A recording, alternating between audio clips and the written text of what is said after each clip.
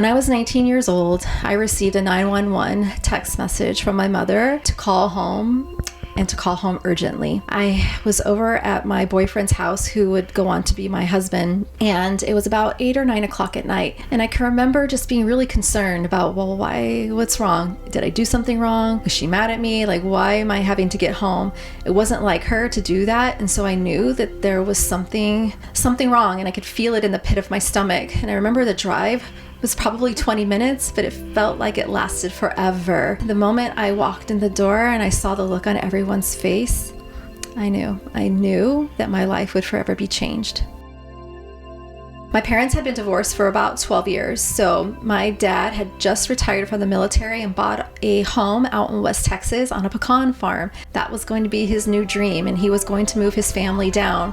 So him and a friend had gone to the house to get it ready and get it fixed up. It was a cold night in April, and my dad had to light the heater. And so he went to go light the pilot light on the heater, and when he was finished, the latch was faulty and the latch didn't close all the way. So when him and his friend went to sleep that night, the entire house filled with carbon monoxide poisoning, and my dad did not survive. He never woke up.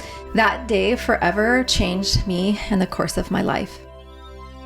I would go on for years, just getting married, having children, just living life, and always having that deep sense of void for the connection that me and my father had. I remember just thinking to myself, I had heard stories of people having visitations and dreams and things like that. And I remember feeling so bad because I never got that. And I was really, really close to my dad. And so it really affected me. And as I grew older and into my 20s and 30s, TV shows became more popular, and we were starting to see mediums on TV like John Edwards and Sylvia Browne. And I remember being so fascinated by all of it. I would stay up hours and hours to watch.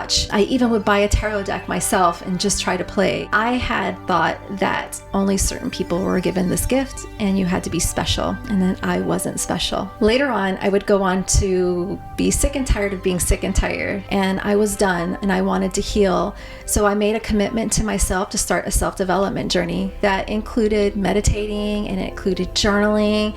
I even did artwork, just trying to bring up some childhood trauma and experiences to the surface so that I could heal them. During this course of transformation for myself, I began to become more aware of some abilities that I have. I started to get premonitions. I started to get dreams that would later come true. I knew then that self-development was key to mediumship development. And I remember getting a reading, and my very first reading was with a medium named Jennifer Farmer. And that one reading changed my entire life. I got all the closure and everything I needed. And I said, this is what I want to do. I want to help others heal. I want to help you heal from your trauma of loss. That's what I did. I set the intention. I set out to start develop through self-development, personal development, and my mediumship development. I believe when you're on the right path that everything just falls into alignment. And I can remember when I started this path, things kept happening and things kept being presented to me,